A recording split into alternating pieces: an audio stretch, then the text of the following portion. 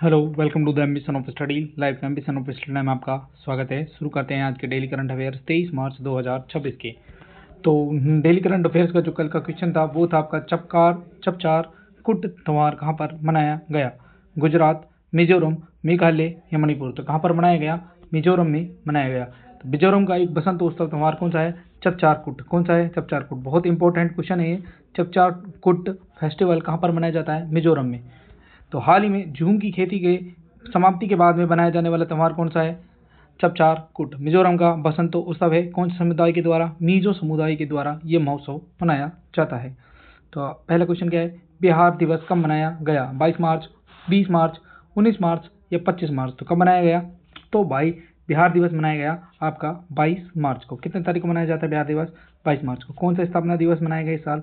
114वां स्थापना दिवस मनाया गया। तो बिहार को बंगाल प्रेसिडेंसी से 22 मार्च 1912 को अलग कर दिया गया था।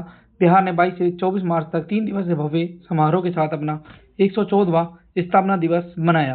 कौन सा दिवस मनाया? 114वां स्थापना दिवस मनाया। इसके अलावा उन्होंने मेमोरियल और रविंद्र भवन में भी एक समानांतर कार्यक्रम आयोजित किए। इसका जो थीम थी वो रही उन्नत बिहार उज्जवल बिहार। उन्नत बिहार उज्जवल बिहार। इसके अलावा ध्रुपद और घराना शास्त्रीय संगीत का भी आयोजन किया गया, जिसमें सोना महापात्रा, शान पापोन, भिखारी ठाकुर जैसे लोगों ने अपना क्या दिया? कवि सम्मेलन में इन्होंने अपना योगदान दिया। भिखारी ठाकुर को भोजपुरी का क्या कहते हैं? शेक्सपियर कहा जाता है। Question number 2। क्वेश्चन नंबर 2 है, किस एआई कंपनी ने पर्सनल कंप्यूटर नामक एक स्वायत्त एजेंट का अनावरण किया जिसे निरंतर कार्य प्रवाह प्रबंधन के लिए डिजाइन किया गया है? Gemini, chat GPT, perplexity city और इनशॉर्ट को परप्लेक्सिटी को किया है। परप्लेक्सिटी ना, ठीक है। तो परप्लेक्सिटी ने पर्सनल कंप्यूटर लॉन्च किया है जो एक ऑटोनोमस एआई सिस्टम है। यह एक अलग अलग ऐप्स और फाइलों को में सुरक्षित कामों को लगातार मैनेज करता है। ऑटोनोमस रीजनिंग के ऊपर ही कार्य करता है और इसके तहत आपको याद रखना है लोकल डिवाइस एक्सेस के लिए मैक मिनी का इस्तेमाल भी ये करता है। ये एजेंट जीमेल, स्लैक और जिटहब जैसे प्रोफेशनल टूल्स के साथ इंटरेक्ट करके डाटा को ऑर्गेनाइज कर सकता है और ब्रीफिंग तैयार कर सकता है। क्वेश्चन नंबर 3, विश्व कठपुतली दिवस यानी कि वर्ल्ड पपेट्री डे कब मनाया जाता है? 21 मार्च, 20 मार्च, 22 मार्च या 19 मार्च। तो कब मनाया जाता है? 21 मार्च को हर वर्ष विश्व कठपुतली दिवस मनाया जाता है। तो इस दिवस का उद्देश्य इस प्राचीन लोक कला को जन जन तक पहुंचाना, आने वाली पीढ़ी को इससे अवगत कराना है। कठपुतली कला कई कलाओं का मिश्रण है जिसमें लेखन, नाट्य कला, चित्रकला, वेशभूषा, मूर्तिकला आदि शामिल है। इसके अलावा 21 मार्च को ही हमने एक और दिवस मनाया जिसका नाम है अंतर्राष्ट्रीय वन दिवस, जो हर साल 21 मार्च को मनाया जाता है। 2013 से हम इसे प्रतिवर्ष मनाते हुए आ रहे हैं। इस साल इसकी थीम वन और अर्थव्यवस्थाएं रखी गई है। 21 मार्च को ही हमने एक और दिवस मनाया, विश्व डाउन सिंड्रोम दिवस। ये प्रतिवर्ष 21 मार्च को मनाया जाता है और इस साल इसकी थीम इम्प्रूव अवर सपोर्ट सिस्टम रखी गई है। 21 मार्च को ही हमने एक और दिवस मनाया, विश्व कविता दिवस। कौन सा? विश्व कविता दिवस, world poetry day.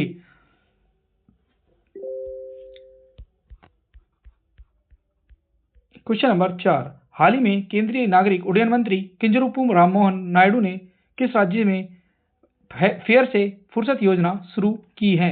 Chhattisgarh, Madhya Pradesh, Jharkhand और राजस्थान। तो कहां पर करी है? मध्य प्रदेश में। तो कहां पर? मध्य प्रदेश में। मध्य प्रदेश के में नागरिक उड्डयन मंत्री किंजरापू राममोहन नायडू ने कौन सी सर्विस फेयर से फुर्सत सर्विस शुरू की? कौन से जिले में? रीवा जिले के अंदर, मध्य प्रदेश के रीवा जिले में। तो हाल ही में केंद्रीय नागरिक उड्डयन मंत्री किंजरापू राममोहन नायडू ने मध्य प्रदेश में रीवा से रायपुर की पहली उड़ान को हरी झंडी दिखाकर 19 मार्च 2026 को फेयर से फुर्सत योजना शुरू कर दी है। अलायंस एयर द्वारा संचालित यह योजना विशिष्ट क्षेत्रीय मार्गों पर बुकिंग के परवाह किए बिना निश्चित हवाई किराया प्रदान करेगी। क्वेश्चन नंबर 5, भारत का पहला liquefied petroleum LPG automated teller machine कहाँ लॉन्च किया गया? अहमदाबाद, गुरुग्राम, गुवाहाटी या जामनगर। तो कहाँ पर किया गया? गुरुग्राम में। तो भारत का पहला एलपीजी एटीएम मशीन कहाँ पर लॉन्च की गई? गुरुग्राम। गुरुग्राम के सोना में। कहाँ पर? सोना में लॉन्च की गई। तो हाल ही में Bharat petroleum corporation limited BPCL ने हरियाणा के गुरुग्राम में प्रायोगिक पायलट प्रोजेक्ट के रूप में एक एलपीजी एटीएम शुरू किया है। ये नई व्यवस्था ऐसे समय आई है जब मध्य पूर्व में तनाव के कारण भारत के कई हिस्सों में खाना पकाने में गैस की आपूर्ति बड़ी मुश्किल हो गई है। सोना के सेक्टर नंबर 33 में सेंट्रल पार्क फ्लावर वैली में ये सुविधा शुरू की गई। क्वेश्चन नंबर 6 देखिए, केंद्रीय गृह मंत्रालय ने जनगणना 2027 के लिए ब्रांड एम्बेसडर किसे नियुक्त कर दिया है? जयंती कुमारेश, नीता अंबानी, एन चंद्रशेखरन या सुदर्शन पटनायक? तो किसे कर दिया है? सुदर्शन पटनायक को कर दिया है। तो केंद्र सरकार ने गृह मंत्रालय ने केंद्रीय रेत कलाकार सुदर्शन पटनायक को आगामी जनगणना 2027 का ब्रांड एम्बेसडर नियुक्त कर दिया है। इस नई जिम्मेदारी के तहत पटनायक अपनी विशिष्ट रेत कला के माध्यम से देश भर में जनगणना के प्रति जागरूकता फैलाएंगे। उनका उद्देश्य नागरिकों को भागीदारी के महत्व, सटीक आंकड़ा संग्रह के प्रति प्रेरित करना होगा। क्वेश्चन नंबर 7, फ्रांस के लीजन ऑफ ऑनर से सम्मानित होने वाले पहले भारतीय राजदूत कौन बन गए हैं?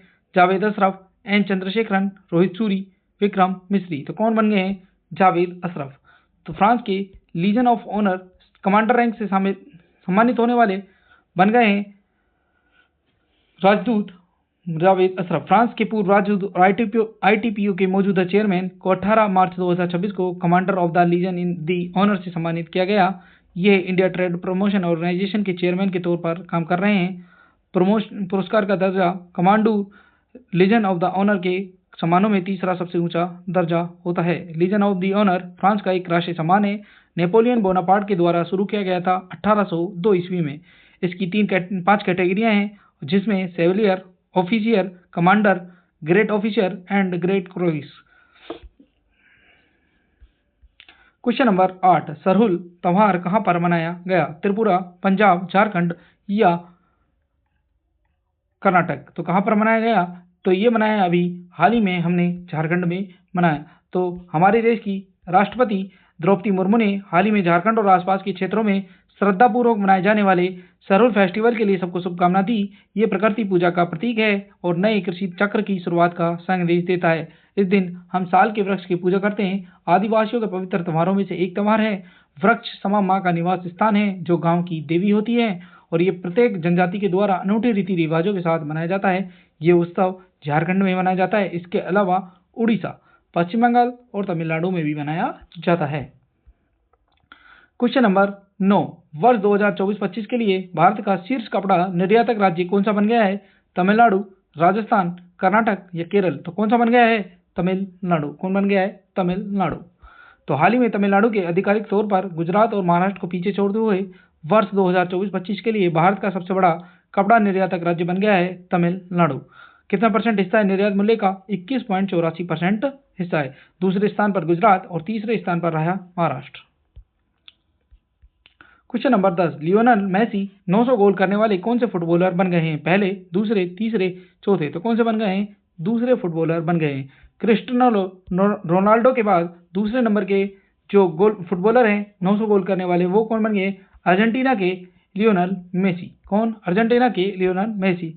तो लियोनेल मेसी आधिकारिक फुटबॉल मैचों में 900 गोल करने वाले इतिहास के दूसरे फुटबॉलर बन गए हैं। मार्च 2026 में इंटर मियामी के लिए खेलते हुए ये मुकाम हासिल किया। उन्होंने क्रिस्टियानो रोनाल्डो को जो 900 प्लस गोल के आंकड़े पर पहुंचे हैं उनकी बराबरी कर ली है। क्वेश्चन नंबर 11, इंदिरम्मा परिवार जीवन बीमा योजना की शुरुआत किस राज्य में की गई? तमिलनाडु, तेलंगाना, कर्नाटक या केरल? तो किस राज्य में की गई? वो है तेलंगाना। कौन से राज्य में? तेलंगाना राज्य में। तो हाल ही में तेलंगाना सरकार के द्वारा वर्ष 2026-27 के बजट को पेश करते हुए इंदिरम्मा परिवार जीवन बीमा योजना शुरू की गई। इसमें परिवार को 5 लाख रुपए का जीवन बीमा दिया जाएगा। पूरे राज्य में 1.15 करोड़ परिवारों को कवर करना है, जिनकी आर्थिक और सामाजिक स्थिति कुछ भी हो सकती है। ये योजना 2 जून 2026 के आधिकारिक तौर पर लागू होगी, क्योंकि 2 जून 2014 को तेलंगाना नया राज्य बना था। उसी दिन तेलंगाना स्थापना दिवस के दिन ये स्कीम शुरू की जाएगी। किसने की इस स्कीम को? मल्लू भट्टी विक्रमार्क, जो कि उप मुख्यमंत्री हैं तेलंगाना के, उन्होंने इसको बताया। क्वेश्चन नंबर 12, किस बीमा कंपनी ने कमर्शियल वाहनों के लिए विशेष add on cover eco assure launch किया है? Bajaj general insurance, HDFC mutual fund या SBI इंश्योरेंस? तो किसने किया है? Bajaj general insurance. तो हाल ही में बजाज जनरल इंश्योरेंस ने इको एश्योर पेश किया है, जिसका नया एड ऑन कवर है, खासतौर पर कमर्शियल गाड़ी मालिकों के लिए बनाया गया है। इसके लिए नए पार्ट्स की खरीद के लिए 25% की छूट और फाइनेंशियल रिलीफ के लिए क्लेम के समय कंपलसरी डिडक्टिबल को खत्म कर रहा है। गाड़ी चलाने वालों का तुरंत अपनी जेब से होने वाला खर्चा कम होगा। क्वेश्चन नंबर 13, कार्बन बाजारों पर अंतर्राष्ट्रीय सम्मेलन प्रकृति 2026 कहाँ पर आयोजित हुआ? नई दिल्ली, मुंबई, हैदराबाद या चेन्नई? तो कहाँ पर आयोजित हुआ? नई दिल्ली में आयोजित हुआ। तो हाल ही में प्रकृति 2026 नाम का कार्बन बाजारों पर आधिकारिक अंतर्राष्ट्रीय सम्मेलन bureau of agency energy efficiency BEE के द्वारा नई दिल्ली में आयोजित किया गया। इसमें एक पोर्टल जिसका नाम है www Indian carbon market portal launch किया गया। इसकी थीम थी वैश्विक साझेदारी और डिजिटल तरीकों के जरिए NDC को लागू करने के लिए कार्बन फाइनेंस खोलना। ये सम्मेलन कार्बन क्रेडिट ट्रेडिंग स्कीम पर आधारित था। इसमें पहले से ही 9 नोटिफाइड कार्यप्रणाली और 40 संस्थाएं रजिस्टर्ड हैं। क्वेश्चन नंबर 14, भारत ने मार्च 2026 में UPI क्रॉस बॉर्डर रेमिटेंस सेवा शुरू करने के लिए किस देश के साथ डाक सहयोग पर एक MOU साइन कर लिए हैं? नेपाल, भूटान, बांग्लादेश या फिर मालदीव? तो किस देश के साथ कर लिए हमने? भूटान के साथ। तो मार्च 2026 में UPI के तहत भूटान के साथ भारत ने एक डाक समझौते पर MOU साइन करे। इस दौरे पर UPU यानी कि universal postal union UPI cross border remittance सेवा की शुरुआत कर दी गई है और भारत भूटान में लॉजिस्टिक की कार्यक्षमता को बेहतर बनाने के लिए डिजिटल एड्रेस कोड पर अपनी विशेषज्ञता साझा करी गई। भूटान के अधिकारियों में भारत में स्थित रफ़ी अहमद किदवई राष्ट्रीय डाक अकादमी में पेशेवर प्रशिक्षण दिया जाएगा। क्वेश्चन नंबर 15, मार्च 2026 में किस केंद्रीय मंत्रालय में Bharat innovates deep tech pre summit का आयोजन किया? शिक्षा मंत्रालय, विदेश मंत्रालय, कपड़ा मंत्रालय या गृह मंत्रालय? तो किस मंत्रालय ने किया है? वो शिक्षा मंत्रालय ने किया है। तो भारत सरकार का शिक्षा मंत्रालय 21 से 22 मार्च 2026 को IIT बॉम्बे रिसर्च पार्क में Bharat innovates deep tech pre summit का आयोजन कर रहा है। इस अनुसंधान के तहत वैश्विक हितधारकों के बीच में खाई को बांटना और भारत इनोवेट्स पहल की तहत योजना घोषणा नरेंद्र मोदी ने भारत फ्रांस नवाचार वर्ष के दौरान की थी। इस समिट में 13 प्रमुख क्षेत्रों से प्राप्त 3000 से अधिक आवेदन पर 137 डीप टेक स्टार्टअप शामिल हैं। क्वेश्चन नंबर नेक्स्ट क्वेश्चन है आपका, जिसका आंसर आपको कमेंट बॉक्स में कमेंट करके बताना है। मार्च 2026 में किस राज्य ने जल जीवन 2.0 यानी कि जल जीवन JJM 2.0 के तहत भारत सरकार के साथ सुधार संबंधित एक समझौता ज्ञापन MOU पर साइन कर दिए हैं? गुजरात, उत्तर प्रदेश, पंजाब या मणिपुर? इसका आंसर आपको कमेंट बॉक्स में कमेंट कर बताना है। तो ये थी आज की करंट अफेयर्स। आई होप आपको अच्छी लगी होगी। चैनल को लाइक करें, सब्सक्राइब करें, शेयर करें। तब तक के लिए मिलते हैं नेक्स्ट वीडियो में। धन्यवाद।